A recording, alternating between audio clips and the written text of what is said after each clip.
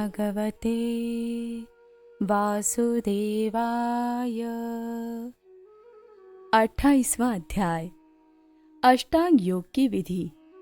कपिल भगवान कहते हैं, माताजी, अब मैं तुम्हें सबीज ध्येय स्वरूप के आलंबन से युक्त योग का लक्षण बताता हूँ, जिसके द्वारा चित्त शुद्ध एवं प्रसन्न होकर परमात्मा के मार्ग में प्रवृत्त हो जाता है।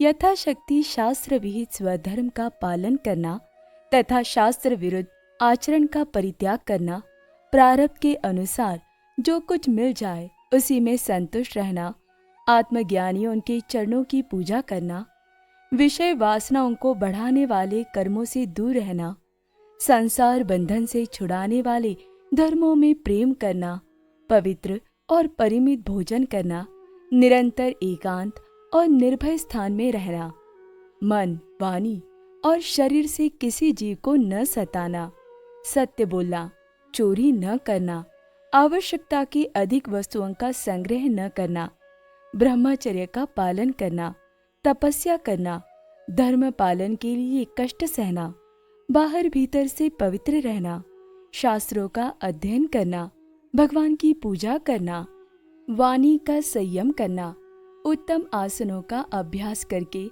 स्थिरता पूर्वक बैठना, धीरे धीरे प्राणायाम के द्वारा श्वास को जीतना, इंद्रियों को मन के द्वारा विषयों से हटाकर अपने हृदय में ले जाना, मूलाधार आदि किसी एक केंद्र में मन के सहित प्राणों को स्थिर करना, निरंतर भगवान की लीलाओं का चिंतन और चित्त को समाहित करना, इनसे तथा व्रत दानादि दूसरे साधनों से भी सावधानी के साथ प्राणों को जीतकर बुद्धि के द्वारा अपने कुमार्गगामी दुष्ट चित्त को धीरे धीरे एकाग्र करे, परमात्मा के ध्यान में लगावे।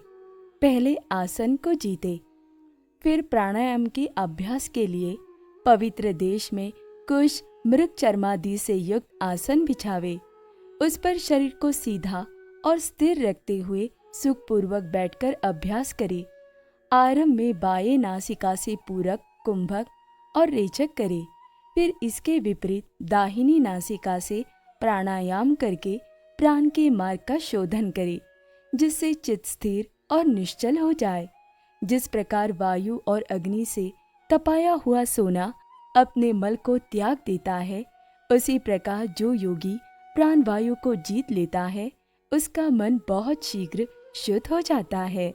अतः योगी को उचित है कि प्राणायाम से वात पित्तादि जनित दोषों को, धारणा से पापों को, प्रत्याहार से विषयों के संबंध को और ध्यान से भगवत द्विमुख करने वाले राग द्वेषादि दुर्गुणों को दूर करे। जब योग का अभ्यास करते करते चित्त निर्मल और एकाग्र हो जाए, तब नासिका के अग्रभाग में दृष्टि जमाकर इस प्रकार भगवान की मूर्ति का ध्यान करे। भगवान का मुख कमल आनंद से प्रफुल्लित है, नेत्र कमल कोश के समान रत्नारे हैं, शरीर नील कमल दल के समान श्याम है, हाथों में शंख, चक्र और गदा धारण किए हैं, कमल की केसर के समान पीला रेशमी वस्त्र लहरा रहा है, वक्षस्थल में श्री वत्स चिन्ह है और गले में कौस्तुभ मणि झिलमिला रही है। वनमाला चरणों तक लटकी हुई है, जिसके चारों ओर बोहरे सुगंध से मतवाले होकर मधुर गुंजार कर रहे हैं। अंग प्रत्यंग में महामूल्यहार, कंकन, किरीट, भुजबंद और नुपुर आदि आभूषण विराजमान हैं। कमर में करधनी की लड़ियां उसकी शोभा बढ़ा रही है। भक्तों के हृदय कमल ही उनके आसन है।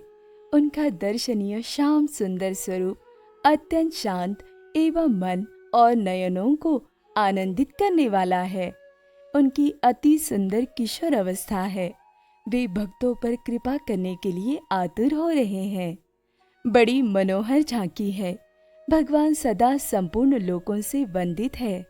उनका पवित्र यश परम कीर्तनीय है और वे राजा बलि आदि परम यशस्वियों के भी यश को बढ़ाने वाले हैं। इस प्रकार श्री नारायण देव का संपूर्ण अंगों के सहित तब तक ध्यान करे जब तक चित्त वहां से हटे नहीं भगवान की लीलाएं बड़ी दर्शनीय हैं, अतः अपनी रुचि के अनुसार खड़े हुए, चलते हुए, बैठे हुए, पौड़े हुए अथवा अंतर्यामी रूप में स्थित हुए उनके स्वरूप का विशुद्ध भाव युक्त चित्त से चिंतन करे।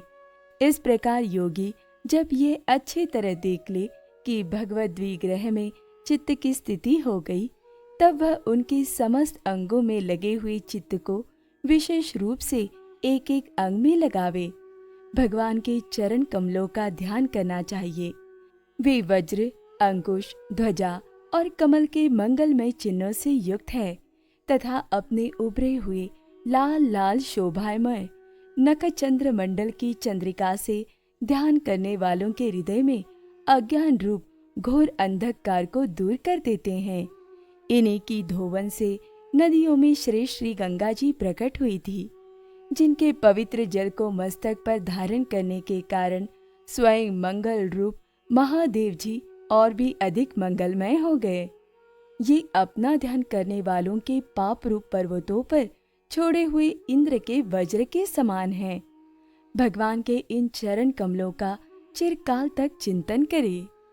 भवभयहारी अजन्मा श्री हरि की दोनों पिंडलियों एवं घुटनों का ध्यान करे, जिनको विश्व विधाता ब्रह्मा जी की माता सुरवंदिता कमल लोचना लक्ष्मी जी अपनी जांघों पर रखकर अपने कांतिमान कर किसलियों की कांति से लाल लड़ाती रहती है। भगवान की जांघों का ध्यान करे, जो अलसी के फूल के समान नीलवर्ण और बल की निधि है तथा गरुड़ जी की पीठ पर शोभायमान है। भगवान के नितंब बिंब का ध्यान करे, जो एड़ी तक लटके हुए पीतांबर से ढका हुआ है और उस पीतांबर के ऊपर पहनी हुई स्वर्णमयी कर्दिनी की लड़ियों को आलिंगन कर रहा है। संपूर्ण लोकों के आश्रय स्थान भगवान के उदर देश में स्थित नाभि सरोवर का ध्यान करे। इसी में से ब्रह्मा जी का आधारभूत सर्वलोकमय कमल प्रकट हुआ है। फिर प्रभु के श्रेष्ठ मरकत मणि सदृश दोनों स्तनों का चिंतन करे, जो वक्ष स्थल पर पड़े हुए शुभ्र हारों की किरणों से गौर वर्ण जान पड़ते हैं।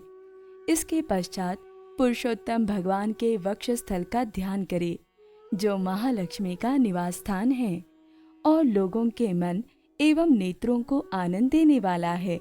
फिर संपूर्ण लोकों के वंदनीय भगवान के गले का चिंतन करे, जो मानो कौस्तुभ मणि को भी सुशोभित करने के लिए ही उसे धारण करता है।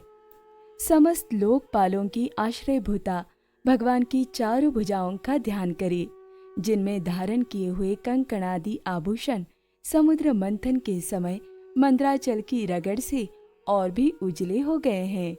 इसी प्रकार जिसके तेज को सहन नहीं किया जा सकता, उस सहस्त्र धारों वाले सुदर्शन चक्र का तथा उनके कर कमल में राजहंस के समान विराजमान शंख का चिंतन करे। फिर विपक्षी वीरों के रुधिर से सनी हुई प्रभु की प्यारी कौमुद की गदा का, भौरों के शब्द से गुंजायमान वनमाला का और उनके कंठ में सुशोभित संपूर्ण जीवों के निर्मल तत्व रूप कौस्तुभ मणि का ध्यान करे।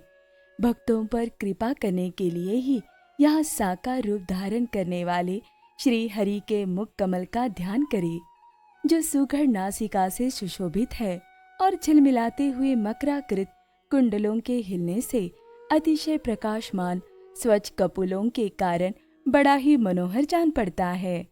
काली काली घुंघराली अलकावली से मंडित भगवान का मुखमंडल अपनी छवि के द्वारा भ्रमरों से सेवित कमल कोश का भी तिरस्कार कर रहा है और उसके कमल सदृश विशाल एवं चंचल नेत्र उस कमल कोश पर उछलते हुए मछलियों के जोड़े की शोभा को मात कर रहे हैं। उन्नत भ्रूलताओं से सुशोभित भगवान के ऐसे मनोहर मुखारविंद की मन में धारणा करके आलस्य रहित हो उसी का ध्यान करे। हृदय गुहा में चिरकाल तक भक्ति भाव से भगवान के नेत्रों की चितवन का ध्यान करना चाहिए, जो कृपा से और प्रेम भरी मुस्कान से क्षण क्षण अधिकाधिक बढ़ती रहती है, विपुल प्रसाद की वर्षा करती रहती है और भक्तजनों के अत्यंत घोर तीनों पापों को शांत करने के लिए ही प्रकट हुई है। श्री हरि का हास्य प्रणत जनों के तीव्र से तीव्र शोक के अश्रु सागर को सुखा देता है और अत्यंत उदार है। मुनियों के हित के लिए कामदेव को मोहित करने के लिए ही अपनी माया से श्री हरि ने अपने भ्रूमंडल को बनाया है। उनका ध्यान करना चाहिए। अत्यंत प्रेमाद्र भाव से अपने हृदय में विराजमान श्री हरि के खिलखिलाकर हंसने का ध्यान करें, जो वस्तुतः ध्यान के ही योग्य है तथा जिसमें ऊपर और नीचे के दोनों होठों की अत्यधिक अरुण कांति के कारण उनके कुंदकली के समान शुभ्र छोटे छोटे दांतों पर लालिमासी प्रतीत होने लगी है। इस प्रकार ध्यान में तन्मय होकर उनके सिवा किसी अन्य पदार्थ को देखने की इच्छा न करे। इस प्रकार के ध्यान के अभ्यास से साधक का श्री हरि में प्रेम हो जाता है। उसका हृदय भक्ति से द्रवित हो जाता है। शरीर में आनंदातिरेक के कारण रोमांच होने लगता है। उत्कंठ जनित प्रेमाश्रुओं की धारा में वह बारंबार अपने शरीर को नहलाता है और फिर मछली पकड़ने के कांटे के समान श्री हरि को अपनी ओर आकर्षित करने के साधन रूप अपने चित्त को भी धीरे धीरे ध्येय वस्तु से हटा लेता है। जैसे तेल आदि के चूक जाने पर दीप शिखा अपने कारण रूप तेजस तत्व में लीन हो जाती है, वैसे ही आश्रय विषय और राग से रहित होकर मन शांत ब्रह्माकार हो जाता है। इस अवस्था के प्राप्त होने पर जीव गुण प्रवाह रूप देहादि उपाधि के निवृत्त हो जाने के कारण ध्याता देह आदि विभाग से रहित एक अखंड परमात्मा को ही सर्वत्र अनुगत देखता है। योगाभ्यास से प्राप्त हुई चित्त की इस अविद्या रहित लय रूप निवृत्ति से अपनी सुख दुख रहित ब्रह्म रूप महिमा में स्थित होकर परमात्म तत्व का साक्षात्कार कर लेने पर वह योगी जिस सुख दुख के भोक्तृत्व को पहले अज्ञानवश अपने स्वरूप में देखता था, उसे अब अविद्याकृत अहंकार में ही देखता है।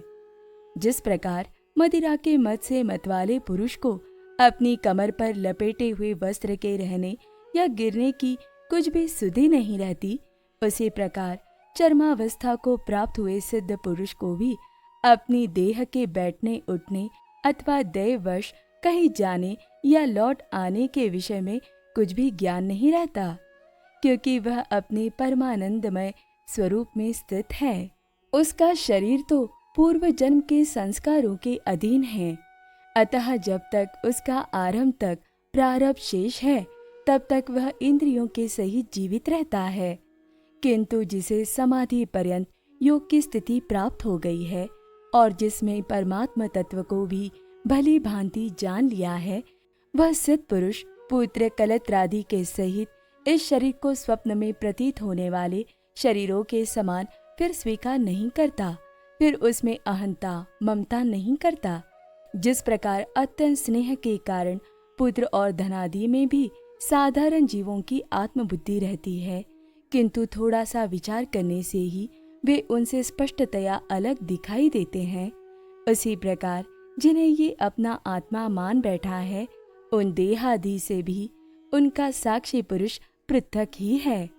जिस प्रकार जलती हुई लकड़ी से, चिंगारी से, स्वयं अग्नि से ही प्रकट हुए धुएं से तथा अग्नि रूप मानी जाने वाली उस जलती हुई लकड़ी से भी अग्नि वास्तव में पृथक ही है, उसी प्रकार भूत इंद्रिय और अंतःकरण से उनका साक्षी आत्मा अलग है तथा जीव कहलाने वाले उस आत्मा से भी ब्रह्मा भिन्न है और प्रकृति से उसके संचालक पुरुषोत्तम भिन्न है। जिस प्रकार देह दृष्टि से जरायुज, अंडज, स्वेदज और उद्भिज चारों प्रकार के प्राणी पंचभूत मात्र है, उसी प्रकार संपूर्ण जीवों में आत्मा को और आत्मा में संपूर्ण जीवों को अनन्य भाव से अनुगत देखे। जिस प्रकार एक ही अग्नि अपने पृथक पृथक आश्रयों में उनकी विभिन्नता के कारण भिन्न भिन्न आकार का दिखाई देता है, उसी प्रकार देव मनुष्य आदि शरीरों में रहने वाला एक ही आत्मा अपने आश्रयों के गुणभेद के कारण भिन्न भिन्न प्रकार का भासता है।